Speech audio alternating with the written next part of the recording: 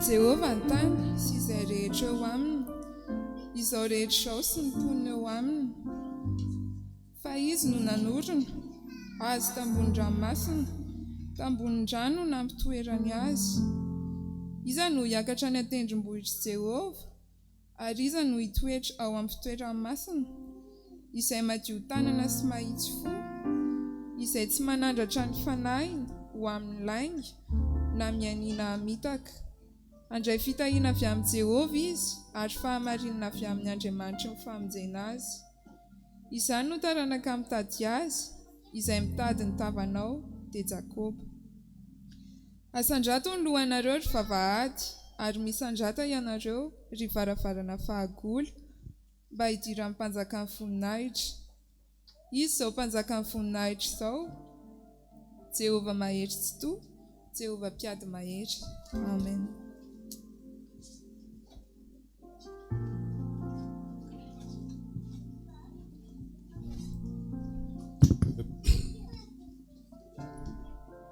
Eo am-pitsakanana ihany dia manasa antsika hanondrika alohantsika hivavaka. Ny Andriamanitra ranay, misaotranao izahay satria noho ny fahazoavanao dia tonga eto hidera ny anaranao, hanandratra ny anaranao, hitsaoka ny anaranao. Ray malalo, mangataka aminao izahay ny haminonao ny voninahitrao ity tranonao ity. Mangataka aminao ihany koa izahay ny fanaona masina niaraka aminay eto, aoka ny feonao ireny ihany no ino raha eo. Entinay mavaka eto ny tanora izay mitarika ety anoloana, ianao ny tahan'izy ireo. Mamindrafo aminay ianao ny elokay, ary finoa ny fifaliana avy aminao izahay amin'ity tonoandro sabata ity raha eo, ary mangataka aminao izahay hiaraka aminay ihany koa. Izany ny riko zangata amin'andro Jesosy. Amen.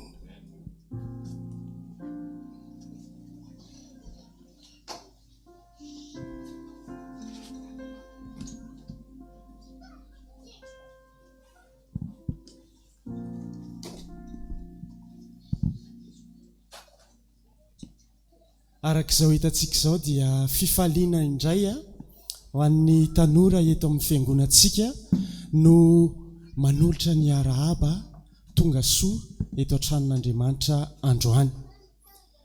Mino izahay fa nandalo herinandro mahafinaritra daholo tsika tsirairay avy. Fa na dia teo aza ny karazana zavatra maro samihafa no mety misafotofoto teo amin'ny fiainantsika, dia isaory ny tompo androany fa fitahiana na tonga anao eto anio. Hiditra ao anatin'ny fihoboana indray moa tsika izao mandritra ny herinandro vitsivitsy engany, dia mety tsy ho tafahoany intsony eto, nefa na izany ary ny zavatra miseho sy zavatra misy dia ny faniriana dia tsy hasaraka antsika amin'ilay Andriamanitra tentsika. Amen. Indramiko ny tenin'ny apôstôly Paoly androany ho fiarabantsika, efa teny fampiasantsika taloloha izy ity fa rasitrakareo dia rehefa avy manonona hoe ho avy ny tompontsika dia iangaviako anareo amaly hoe maranata indroa. Raikitra teny zany zao hoe ho avy ny tompontsika maranata. Na dia eo azy zao zavatra misy izao dia fa marika izao alalantsika fa tsy lavitra tsony ny tompontsika, zany sa tsy zany? Dia izay no tiantsika hifaliana. Ho avy ny tompontsika maranata. Misaotra antsika.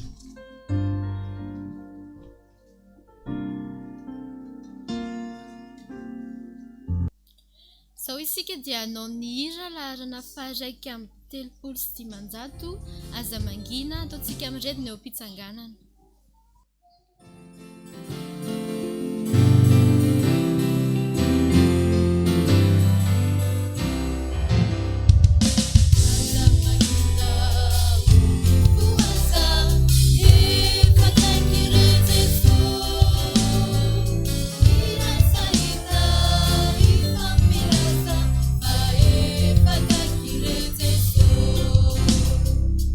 Azabarina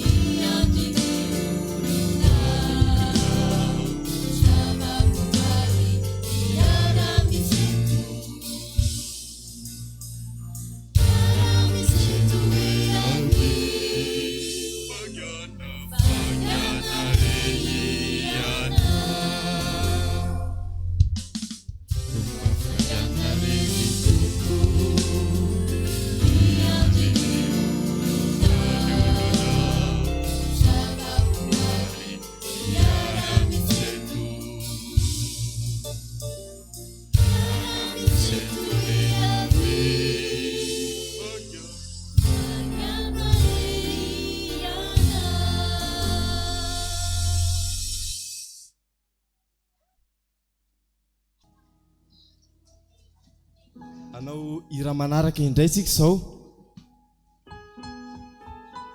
Il est exalté. Manasa antsika hatrany a mbola ao anatin'ny fiderana tanteraka an'Andriamanitra isika. Manasa antsika hatrany a mba hanao an'izany ira izany.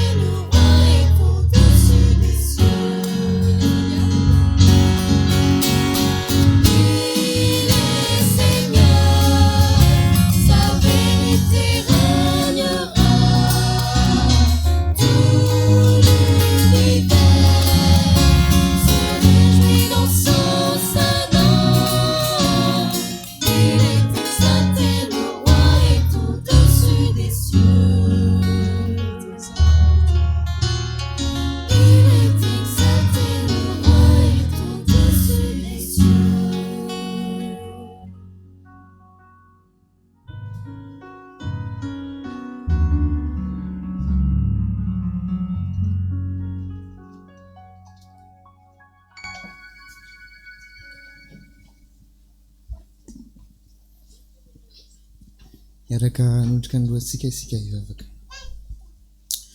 Andriamanitra ray anay izay any an-danitra mbola faly izay raha manatrika ny tavanao indray tao amin'ity fiangonana ity amin'izao fotoana izao. Misaotra anao noho ny tombontsoa lehibe izay omenao anay ahafahanay mivory eto amin'izao toerana izao na anatin'izao ady sarotra izao ary ny ity firenena ity dia mbola manana tombontsoa izahay ahafahanay indray miaraka aminao eto amin'izao toerana izao. Andriamanitra o, maniry manokana izay raha mba hanatrihanao izao fotoana izao. Maniry izay mba hitoeranao iaraka aminay eto mba handefasanao ny fanahinao masina mba hamelombelona ny fanahinay ary hahatonga anay hatsapa Andriamanitra fa miaraka aminay ianao androany. Hifonanay aminao Andriamanitra ireo fahadisoanay sy ny tsy famendrehanay rehetra. Raha hoe oloanao izay amin'izao fotoana izao dia maniry raha mba ho fotsy ary ho voadio avokoa ny heloka izay vitanay rehetra teo anatrihanao. Maniry ny famelan-keloka avy aminao izay Andriamanitra. Ary maniry anao mba hanitsy anay ny amin'ny mety fahadisoanay rehetra izay mahazatra anay mba handeha amin'ny fahamarinana anay izahay. Dia apetraka efena aminao ary ity tontolon'ny andro izay diavinay ity mba ho sabata feno fifaliana, sabata feno fitahiana ihany koa, fanasitranana, hatsapanay indrindra Andriamanitra fa miay manokana anay ianao androany.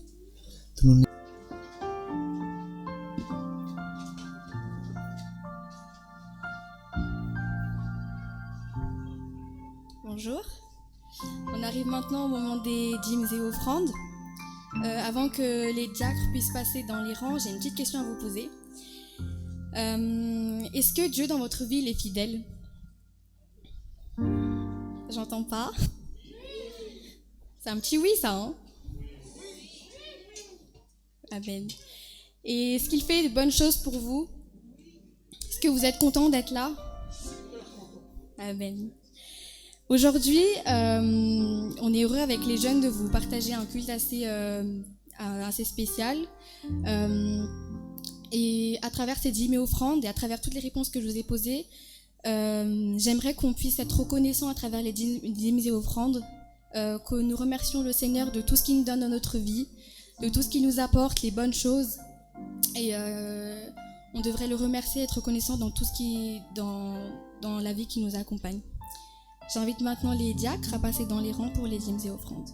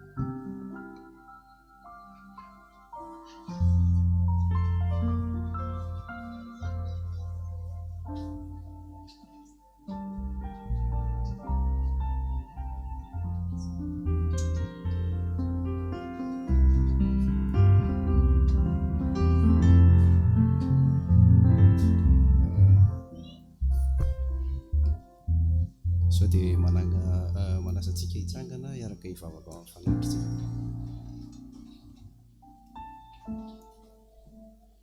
Andriamanitra mbola tsy mitsahatra midiranao izay noho ny fitsinjovanao anay manokana nandritra ny androm-piainanay ary tonga amin'ity sabatanao ity indray izay. Amin'izao dia manototra ny fanatitra sy ny ampafonanao izay kely sombony avy aminay izany fa ny fonay manolotra anazy no lehibe ary tsapanay ny famindram-po sy ny fitahinao mbola amezanao anay tombonandro ho anay sy fifaliana ho anay indray amin'izao sabato izao. Dia ianao mbola hijery hitantana anay irehetrarehetra na ny tsy eto ary fa manana ny olana samihafa. Dia fitohizan'izao fotoana izao koa tompo mipetraka eo am-pelantanana irery any. Anaran'i Jesosy, amen.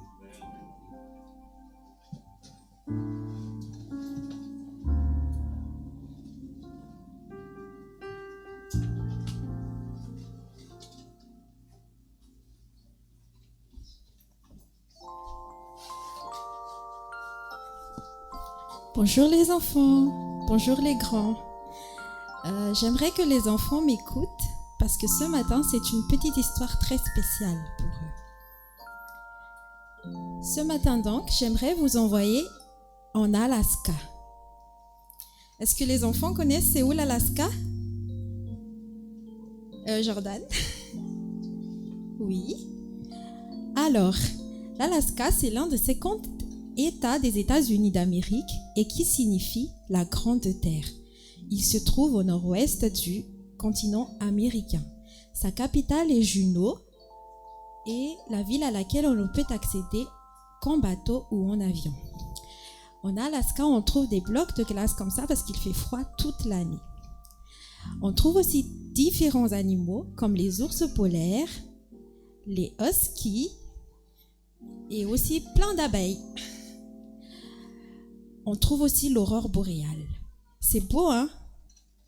L'aurore boréale, c'est comme une série d'énormes voiles aux couleurs magnifiques qui ont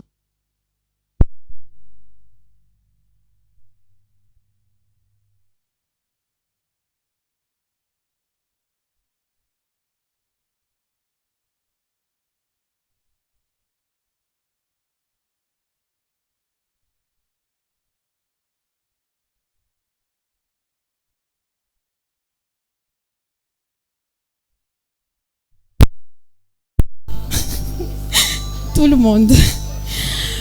Il passe l'hiver à dormir dans sa grotte, ce qui s'appelle une période d'hibernation. C'est un ours très intelligent et il attend qu'il y ait une tempête de neige pour hiberner. Mais ce matin, les enfants, j'ai une petite histoire qui concerne une toute petite fille et aussi les ours grizzly. Ça s'appelle l'aventure en Alaska.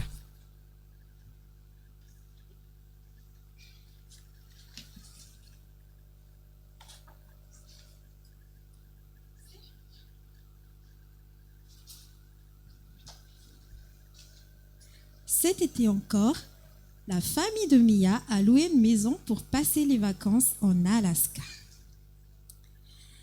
Mia avait ici des amis très spéciaux, un groupe d'oursins, ils s'appelaient Clip, Lila, Zap et Sam. Mia venait à peine d'arriver en Alaska que déjà elle partait à la recherche de ses amis dans la forêt. Clip, Lila, Zap, Sam, où êtes-vous? Soudain, Sam apparut comme il avait grandi. Il était très heureuse de le revoir. Mais elle ne pouvait pas passer les bras autour de sa taille, car Sam avait bien grandi depuis leur rencontre. Sam, mais où sont les autres? Sam raconta à Mia que ses amis étaient partis en excursion sans lui, car ils le trouvaient lent et maladroit. Ne t'en fais pas, Sam, je vais t'aider à devenir un ours rapide et agile. Commençons par apprendre à pêcher des saumons. Mais Sam n'était pas très habile et les poissons sautaient devant lui sans qu'il ne puisse les attraper un seul. Bon, ce n'est pas grave, Sam. Nous allons maintenant essayer de récupérer un peu de miel. Ils trouvèrent alors une ruche sur un chêne, mais Sam était un peu brusque. Et lorsqu'il essayait de récolter le miel, le nid se détacha et la branche le lui tomba directement sur la tête. Pour ne pas se faire piquer par les abeilles, ils partirent en courant à toute allure. Elles étaient très fâchées. « Je suis un ours désastreux. Je ne sais ni pêcher ni récolter du miel. Courage, Sam. Tu es un ours merveilleux et tu seras toujours mon ami. » Alors qu'un aigle prit Mia par l'épaule et le souleva, heureusement à quelques petites hauteurs, Mia était apeurée. « Au secours !» En voyant l'énorme rapace emporter son ami, Sam émit un rugissement qui retentit dans tous les recoins de l'Alaska. L'aigle affolé lâcha Mia, Sam la rattrapa avant qu'elle ne tombe sur le sol et se blesse. « Sam, tu m'as sauvé, tu es mon héros. Allons chercher les autres pour les raconter combien tu as été courageux. » Mia et Sam étaient très contents. Lorsqu'ils trouvèrent les autres ours, Mia leur raconta comment Sam l'avait sauvé des griffes de l'aigle tout en évitant l'accident. Clip, Lila et Zap félicitèrent Sam pour son audace et son courage. « Merci beaucoup, Mia. Pour te remercier, je veux te montrer quelque chose qui va te surprendre. » Ainsi, Mia et Sam partirent ensemble contempler les aurores boréales. Mia fut émerveillée à la vue du ciel avec toutes ses couleurs. C'était magnifique. Sam, il se fait tard. Je dois rentrer à la maison avec ma famille. On se voit demain? Bien sûr, Mia. Je t'attendrai au bord de la rivière à la première heure pour continuer à pratiquer la pêche au saumon. Tape-moi en 5, mon ami. Clip, Lila et Zap comprirent qu'il ne fallait jamais abandonner un ami, même s'ils étaient maladroits. Et avec l'aide de Mia, Sam apprit à avoir confiance en lui et devient un compagnon loyal et courageux. J'espère, les enfants, que vous avez aimé l'histoire. Dans notre vie aussi quotidienne, c'est comme avec Jésus. Peu importe qui nous sommes, peu importe comme nous sommes maladroits, lui, il nous aime toujours tels que nous sommes. Donc, aimez-vous tels que vous êtes et vos parents aussi vous aiment tels que vous êtes. Merci.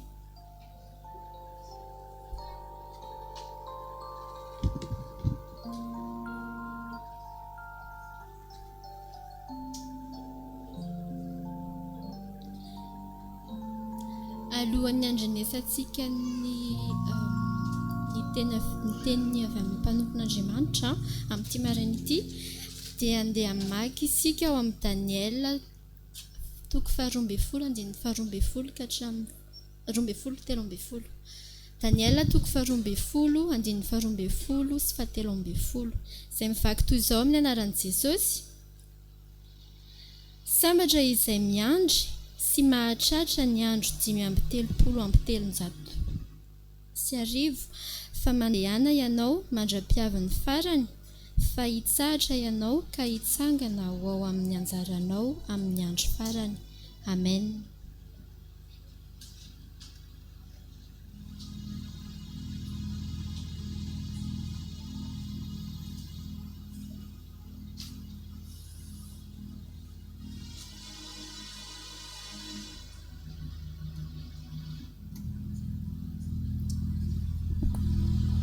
Misaotra ny tanora fa faly dia faly tokoa mare ny fanetsenareo, ny hira rehetra mampientam-po, mampihetsi-po.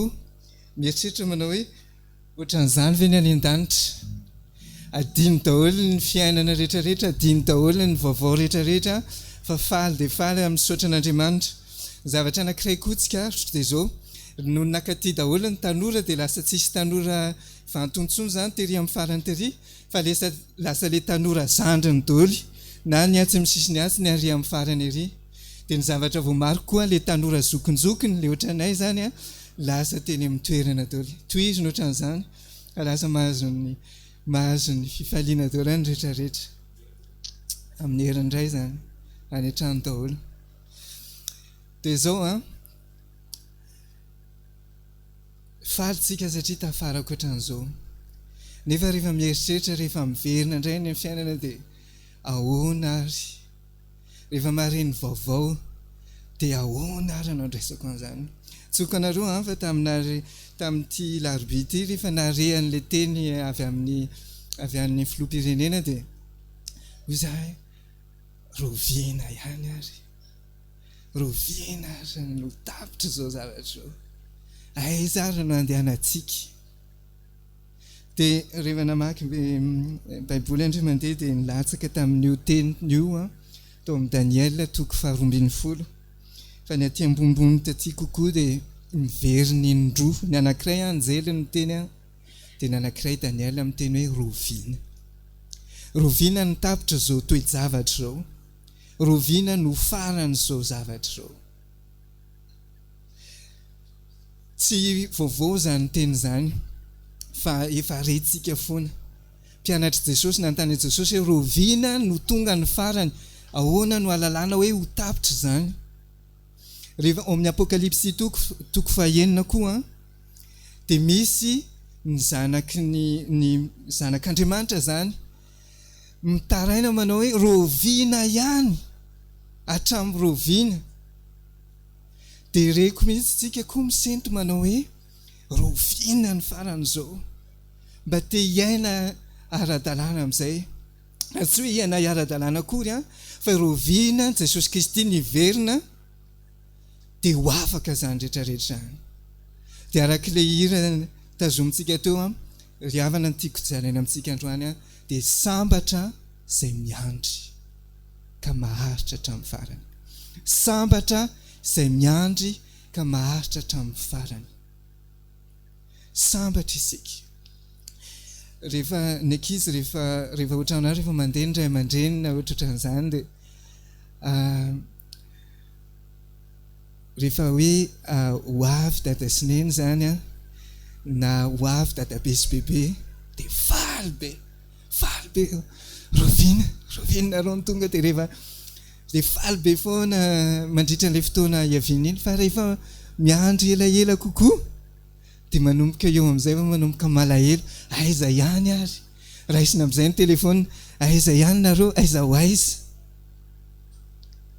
Dia ohatran'izay koa tsika rehefa mieritreritra hoe ho avy Jesosy dia faly be hoe iverin'Andriamanitra, vita izao zavatra fahoriana rehetrarehetra izao.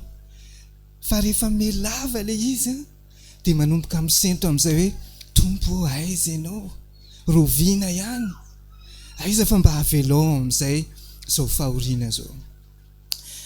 Rehefa mipetraka amin'ny fanontaniana hoe roviana ny farany, roviana izany rehetrarehetra izany ny tapitra, dia ny andrasantsika amin'ny valiny dia hoe ahoana? Tsy ho ela na hoe meo mihitsy le ory meo le fotoana nefa tsy zany mihitsy ny valina.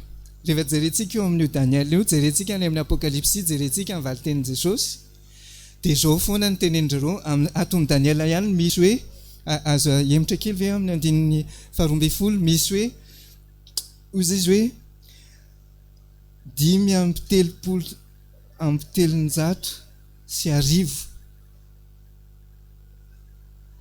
zay ao amin'io ihany andro, ao amin'io ihany misy feim-potoana hatran'izay, fa ny sisak'izay rehetrarehetra dia tsy fantatra,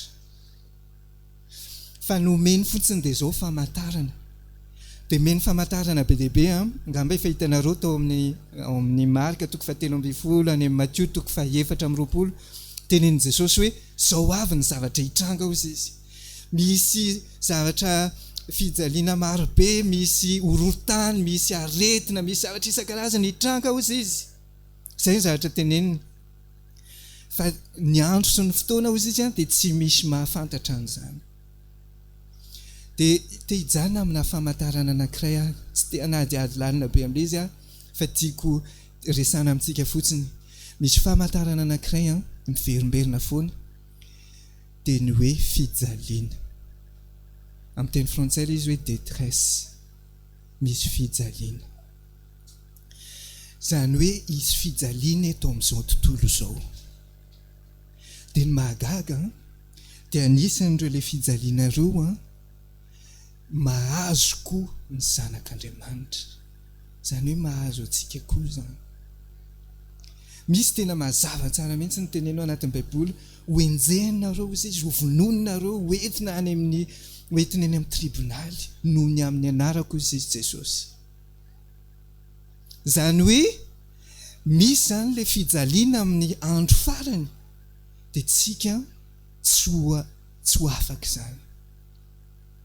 Ohatran'ny mampalahelo be hoe misy ramatoa efa zokiolona 70 taona mahery, mandeha mivavaka, andeha hivavaka izy miditra ao am-piangonana izy, dia mivoaka avao izy ny ambulance mamoaka anazy eo. Ahoana ny fieritreretana an'izany hoe olona manatona an'Andriamanitra nefa vonoana ohatran'izany? Mety mahazo antsika koa. Mety hoe nieritreritra foana angamba hatramin'izay hoe arovo izay Andriamanitra, arovo izay amin'ny fijaliana rehetra, arovo izay amin'ny fahoriana rehetrarehetra, dia rehefa tonga ilay fahoriana dia intsika manao hoe fa aiza Andriamanitra? Ry havana, tadidio fa anisany koa isika tsy ho afaka izany fijaliana izany.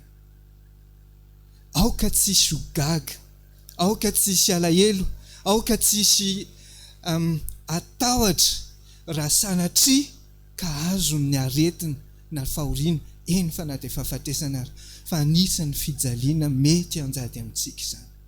Tsy midika akory izany hoe tiary atsofoy amiko le fijaliana rehetrarehetra, fa aoka isika ho vonona amin'izany. Ary ny tena mahagaga anahy dia ity, rehefa jerena ato amin'ity bokin'ny Daniel ity, dia misy somary mafimafy ny mahazo an'ilay izy. Azonareo jerena avy eo Daniel toko 12. Daniel toko 12 dia ny 7 dia ny faran'ilay izy.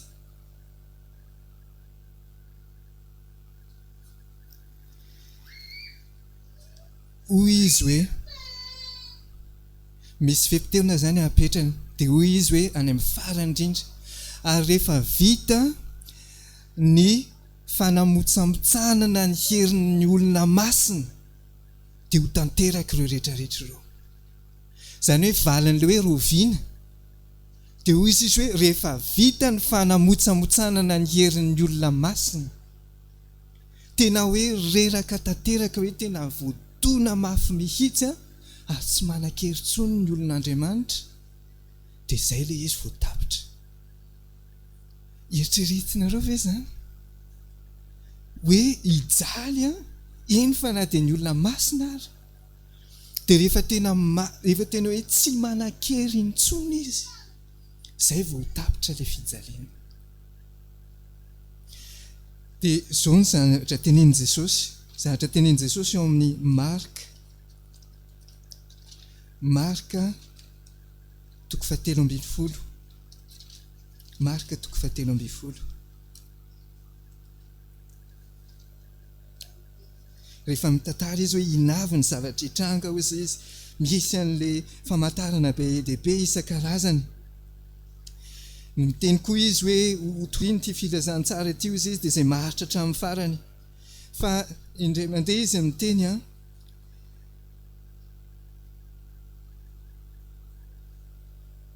amin'ny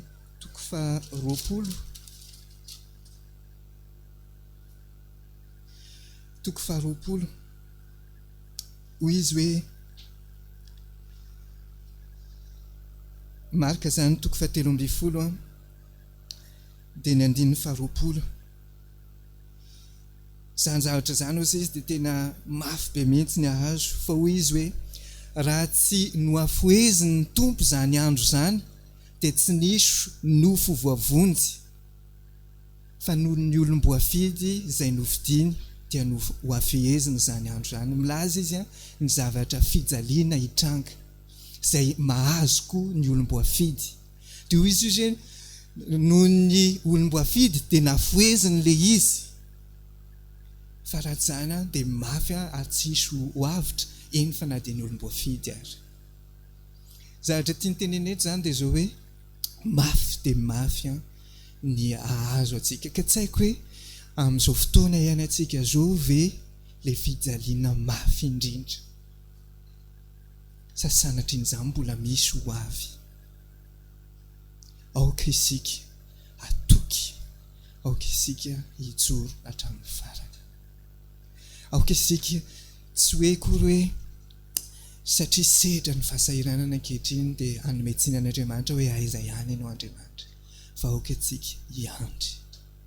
Fa tahaka ny ray aman-dreny, tahaka ny dadabe sy bebe, ho avy dia ho avy Andriamanitra, ho avy izy. Misy teny fampanantenana anankiroa izay teneny amin'io amin'ny vakitsika teo, tiako raisina lesona androany aloha. Dia ny voalohany manao hoe taperin'Andriamanitra rehefa tapitra izay fijaliana izay dia verin'Andriamanitra. Ary faharoa dia zao hoe ho afoeziny le izy. Ka izay ny mahatonga an'Andriamanitra hiteny hoe sambatra izay miandry hatramin'ny farany, sambatra isika izay miandry hatramin'ny farany. Fa teny anankiray izay tenen'Andriamanitra koa dia ny hoe ho avy zany ry havana, ho avy Jesosy ary ho tapitra zany. Hitantsika zany eo amin'ny Petera faharoa 7. Petera faharoa 7 ny 7. Mety efa hainareo tsinjery angamby io teny io. Petera faharoa 7 ny 7. Misy mantsy ny olona hoy izy any amin'ny farany andrabirabo manao hoe oviana ihany fa efa ela be zany ny tenenina, nefa jereo efa maty daholo ny olona tany aloha tany nefa mbola tsy tonga le fotoana. Dia hoy Jesosy, hoy Petera ato amin'ity teniny ity manao hoe tandremo izy fa ndray andro dia arivo-taona amin'Andriamanitra ary ny arivo-taona dia ndray andro. Dia hoy izy eo amin'ny 7 manao hoe ny tompo tsy mahela ny teny fikasany, arak'izay ataon'ny sasany hoe fahelany, fa maro-po aminareo izy, satria nahoana ka tsy tiany hisy ho very, fa mba ho tonga amin'ny fibebahana izy rehetra.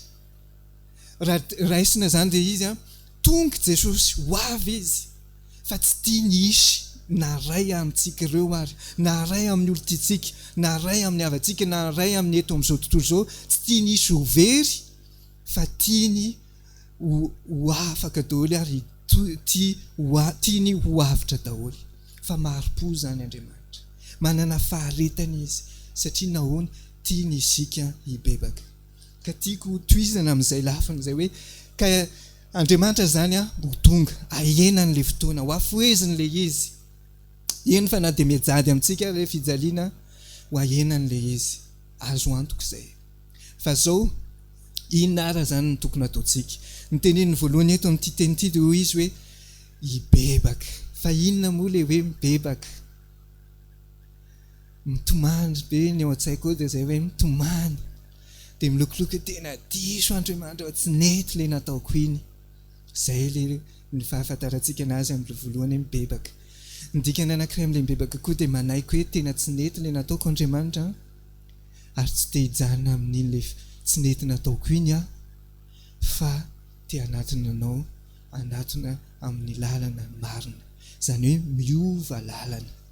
Raha ohatra ka tsy mety ny lalana ny zorako dia miova lalana. Matoa mibebaka dia satria nisy ny ratsy izany, satria nisy ny tsy nety. Dia inona moa izay ilay tsy mety amin'ny fiainantsika izay? Ny sitrapon'Andriamanitra dia izao hoe tsy misy mpanota, tsy misy olona manotana indray ary. Izay ny tena sitrapon'Andriamanitra. Fa hoe izy koa hoe raha misy miteny hoe tsy manota hozy izy dia manao tena dia diso ary manao an'Andriamanitra ho mpandainga.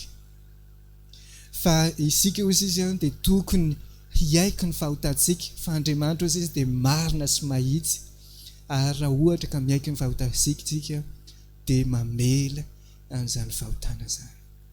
Ka inona moa no mety hoe fahadisoana? Ray ihany no tiako raisina amin'ilay resaka fahadisoana androany dia ny fisian'ny ratsy ao amin'ny fiainantsika. Ny fisian'ny ratsy ao amin'ny fiainantsika. Ny sitrapon'Andriamanitra dia tsy hisy ratsy amin'ny fiainana na dia kely ary. Nefa rehefa mbola eto amin'ity tany ity dia be dia be ny ratsy. Be dia be.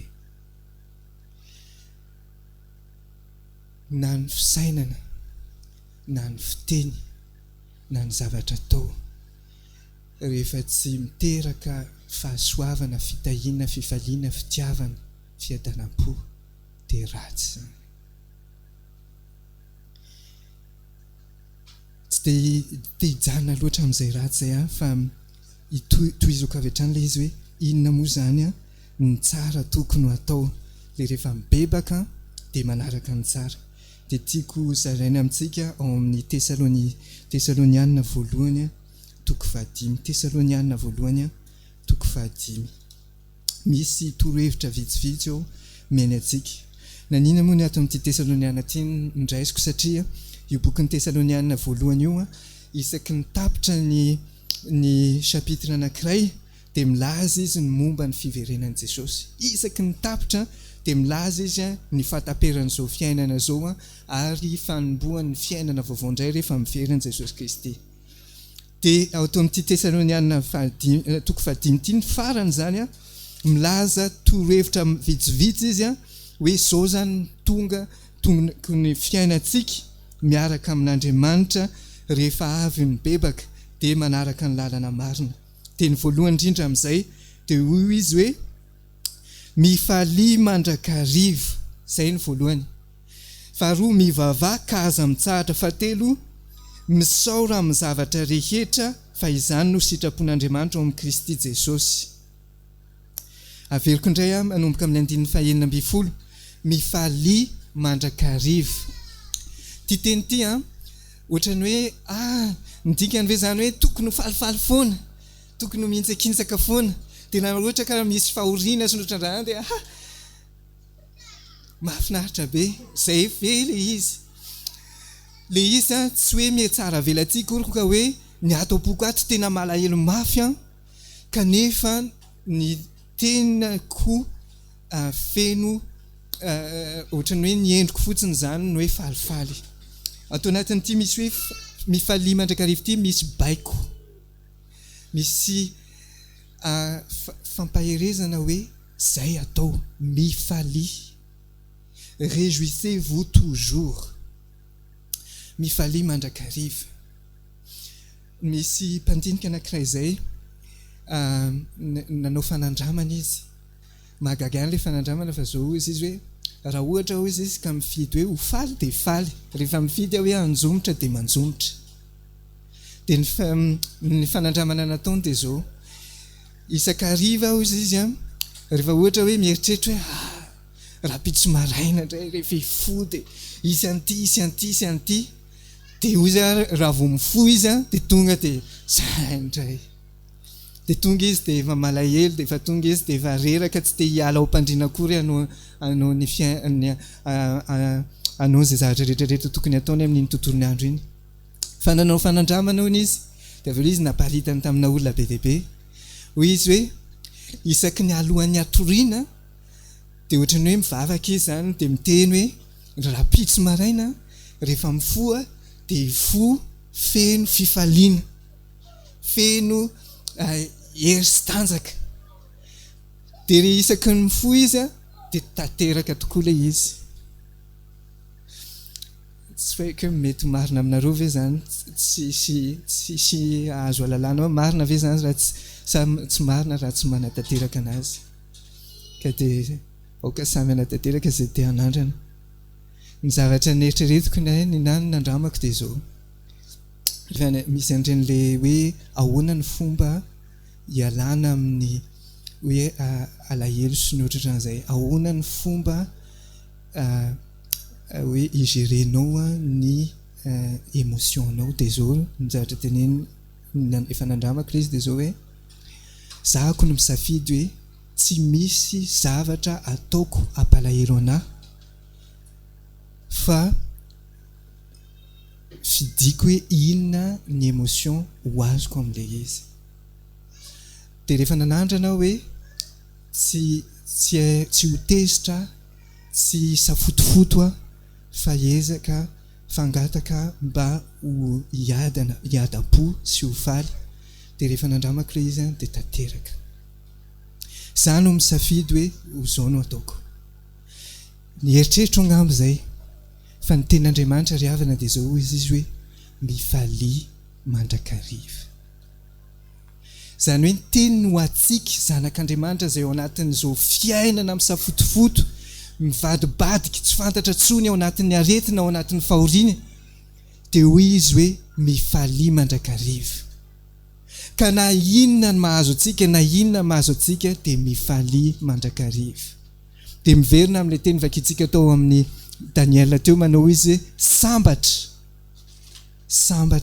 izay miandry ka na dia hoy Jesosy hoe ka na dia malahelo ary nareo na dia ory ary nareo dia sambatra izay mitomano izy fa izy no ampiononina sambatra izay enjehana ho izy fa izy nandova ny fanjakan'ny lanitra sambatra isika ka fidio no hoe ho sambatra dia hoy indray izy manao hoe mivavaha ka aza mitsahatra ka tsy hiondrika foana zany ka nakipy masoko foana na eny amin'ny tomobila ary dia nakipy masoko tsy mety fa hijanona satria ny mivavaka dia mifandray amin'Andriamanitra ny mivavaka dia miresaka amin'Andriamanitra ka naiza misy na ao am-pandriana na eny an-dalana na anaty bus na any am-piasana na any am-pianarana naiza misy anahy dia hivavaka fa tsy hitsahatra zay no sitrak'Andriamanitra ao antsika naiza na toerana misy antsika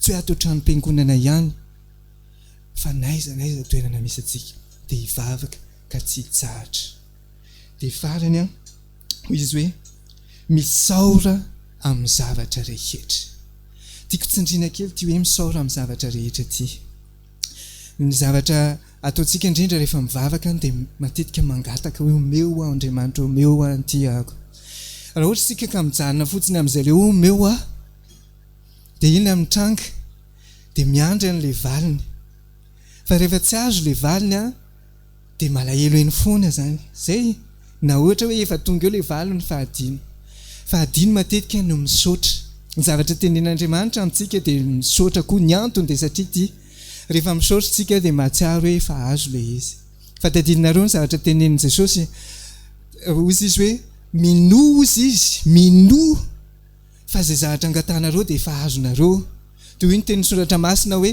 mangatà dia misaora zany hoe sady mangataka tsika zany no misaotra sady fa nomen'Andriamanitra dia rehefa misaotra ohatran'izay tsika dia tsy misy banga intsony satria efa nomen'Andriamanitra ka ahoana ny fomba hiendrasana ahoana ny fomba hafantarana hoe hafana miatrika ny fotoana sarotra dia sady mifaly mandrakariva zany ninona ilay zavatra mitranga mangataka mandrakariva ninona amin'ny zavatra mitranga ary misaotra mandrakariva ninona amin'ny zavatra mitranga tsy diako kely vetivety fotsiny fa teneny eo ambany eo izy hoe aza mamono ny fanahy izy, aza manao tsinitsinina amin'ny faminaniana, fantaro ny zavatra rehetra, jereo ny zavatra rehetra, ianaro ny zavatra rehetra fa hazony mafy izay tsara. Dia hoy izy hoe, efa nitenentsika teo ihany, fadio ny fanao ratsy rehetra. Amin'ny teny hafa ilay izy dia hoy izy hoe abstenez-vous du mal sous toutes ses formes. Tsy fanao fotsiny izany fa zay ratsy rehetrarehetra dia fadio. Miteny koa izy any ambonimbony eny, izay ny tonga azo tsaiko ato hoe aza mamala ratsy ny ratsy. Indraindray raha ohatra ka misy olona eo analohantsika io ka manao hoe ratsy le zavatra tenin'ilay olona dia matetika ny réflexe voalohany manao hoe ratsy koa. Raha maha-olombelantsika tsy vita izay. Mety hoe tonga ty apotsika zao ty tenin'Andriamanitra ty. Manao hoe zan'Andriamanitra dia hibebaka satria te ho sambatra amin'ny fiandrasana anao. Kanefa Andriamanitra fantatrao ny lasako, fantatrao ny zavatra niainako fa tsy mety tanteraka amiko izany. Fa hoy izy hoe aza mamono ny fanahy. Aokany ny fanahy masina hitoetra amintsika tsirairay avy. Izany fanahy masina izany anie hibohiboky isan'andro. Izy anadio hanala izay ratsy rehetrarehetra ao anatintsika, hanala izay ratsy rehetrarehetra rentsika, ka mety hoe hanimba ny fiainantsika, hanimba ny fanahintsika, ka tonga antsika hisaraka amin'Andriamanitra.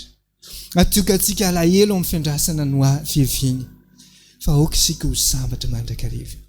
Mba tiako hanehoana kely sary amin'izay zavatra izay dia misy fanandramana kely tiako asehontsika zao.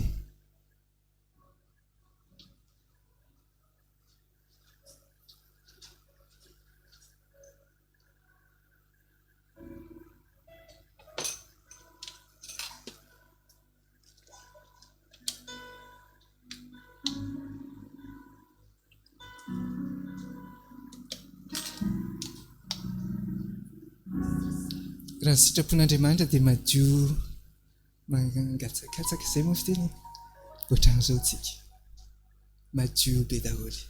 Ary izay ny sitrapon'Andriamanitra, tsisy loto, tsisy fahotana, tsisy inonina fa madio ohatran'io.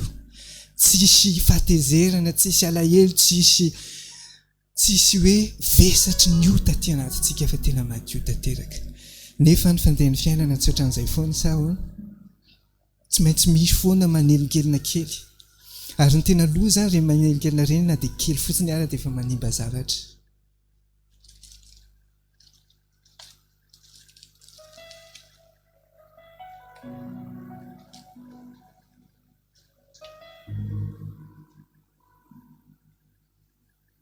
Saika tonga dia hoararako ilay izy fotsiny so dia tsy madio eto ity.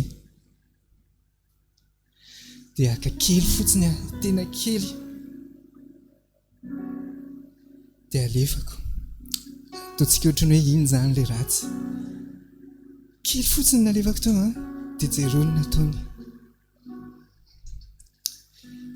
Dia ohatran'izay vokatry ny ratsy indraindray amin'ny fiainantsika. Na dia misy zavatra kely fotsiny ary ao amintsika marary, dia ny tena iray manontolo ny marary. Dia ohatran'izay ilay izy. Ny fanirian'Andriamanitra dia zao hoe mba hadio tsika hiverina hadio. Raha miala eto tsika dia madio tanteraka. Kanefa zao misy fomba hoe ahoana ny fomba analana an'ity loto ity. Ny anankiray misy miteny manao hoe raisy ilay izy dia tonga dia aroa dia asio rano vaovao. Fa tsy mandeha ohatran'izay foana ny fiainana. Ny anankiray mety misy miteny hoe andraso fa rehefa andrasanao io dia mety midina, fa miandro eo foana tsika. Fa tsy ho afaka ilay izy. Na ndray andro, roa andro, ray volana, enitaona, tsy afaka. Fa misy fomba anankiray anaovana anazy. Engane ety.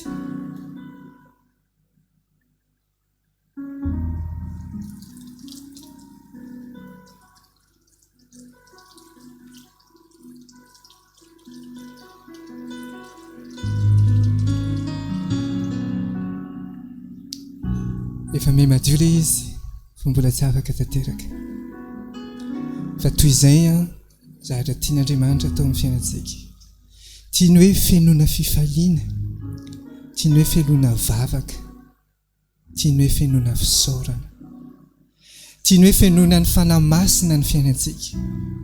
Ka iny fanamasina izay mitoetra amintsika, makaontsika miraraka amintsika isan'andro, reny manadio tanteraka ary manafaka tanteraka izay mety ho loto ao amin'ny fiainantsika.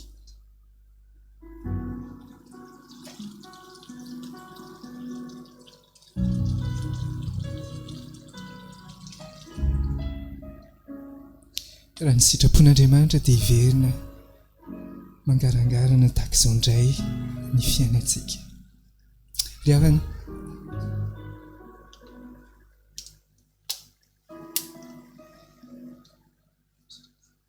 aokitsika tsy hanao tsinotsinona ny fahasoavan'Andriamanitra.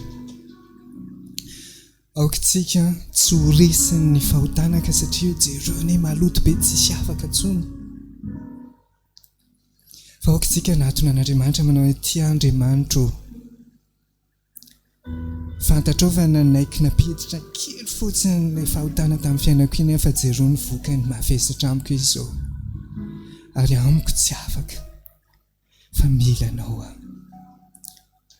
Dia tonga Andriamanitra manao hoe tiako ianao ho faly, tiako ianao ho sambatra, ary tiako ianao hanana an'izay fahasambarana izay amin'ny fiandrasana. Ka eny fa na dia misy fijaliana ary eto amin'izao tontolo izao, na dia misy fijaliana ary manodidina ny eny, fa na dia ianao ary hitrangan'izay fijaliana izay, dia tiako ianao atoko tanteraka ary raiso ny fanahiko anadio anao tanteraka. Anasantsika hiaraka hanondrika ny lohantsika, hiaika ny tsy famendrentsika ary migataka amin'Andriamanitra nelanelana amin'ny fiainantsika androany, araka hivavaka isika.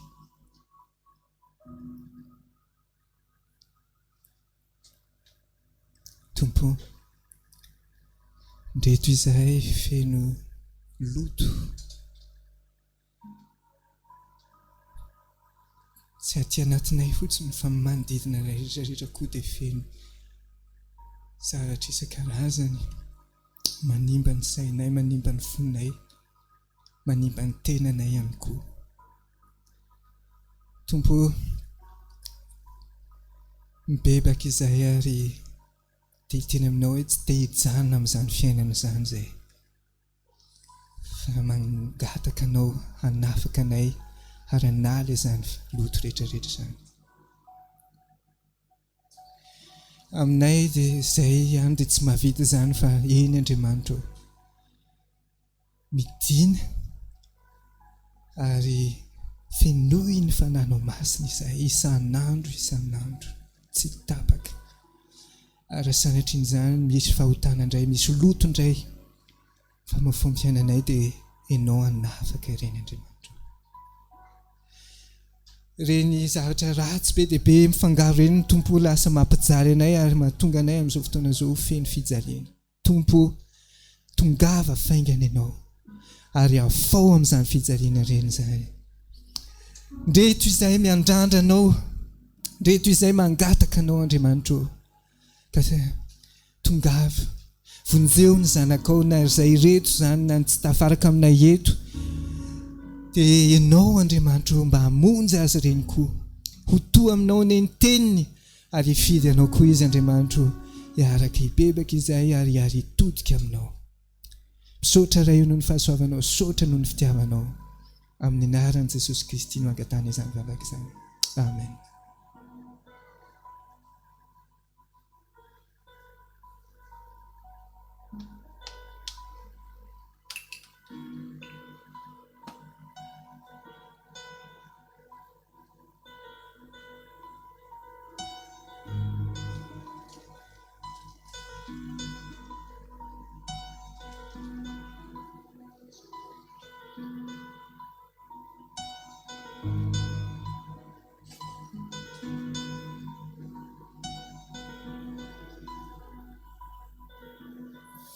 Isakantsika Andriamanitra noho izany teny izay nampitondrainy tamin'ny alalan'ny mpanompony izany androany, misy somanantena fa samy nandray ny tandrifintsika aby isika ka manomboka izao dia anasa ny fanamasintsika mba hanadio antsika nadio azany fahotana izay mety makasika sy mandrakotra antsika.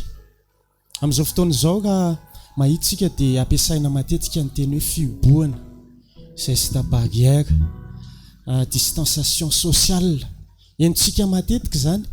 Fa zao amin'ity hira farany irahantsika manao ty dia manasa anareo mba hitsangana ka hiary eventy ilay hira hoe mba ho iray ny hira iraisantsika.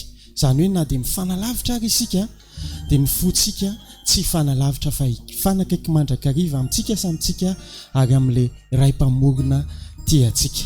Ny hira fa 1:900 izao no hirantsika no irahantsika mihira amaranantsika izao fotoana izao. Ny andininy voalohany sy faharoa no ataontsika 1:900, ny andininy voalohany sy faharoa no ataontsika eo ampitsanganana no anaovantsika an'izay ataontsika mavikibitrika tsara tanora daholo isika. Rehefa zany dia andray ny tsodrano izay hoentin'ny ray aman-dreny pasteur isika rehefa avy eo.